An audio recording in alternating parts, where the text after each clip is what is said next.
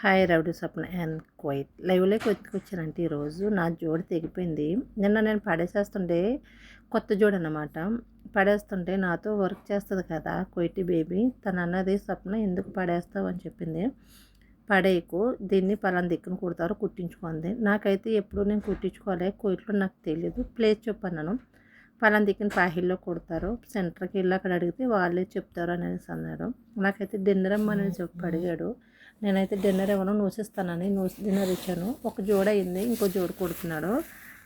జోడైతే చాలా బాగా కుట్టాడు, వేసుకుని చూశాను, కంఫర్టబుల్గా ఉంది. నేను దీనైతే 5 కేజీలు కొన్నాను, నెల కూడా అవ్వలేదు. పడేటి మీద కనిపించింది. సరే బయటకు వచ్చి చూసినట్టుగా ఫుల్ జనం, ఖాళీ లేదు అసలు. ఇక లేదు కదా, ఎక్కడ లేని వాళ్ళు అందరూ ఇక్కడే ఉన్నారు. అసలు మొత్తం ఎనీ కంట్రీ, శ్రీలంకలో బెంగాలీ వాళ్ళు మొత్తం ప్లేస్ లేదు. సరే అని సలా వాకింగ్ చేసుకుంటా బంగారం కొట్టడానికి నడుచుకుంటూ వెళ్ళాను. కానీ ఆ వీడియో అయితే నేను తీయలేదు, నేను జస్ట్ ఇంతవరకే తీసాను. నాకు టైం అయితే సరిపోలేదు, నైట్ అయిపోయింది కదా.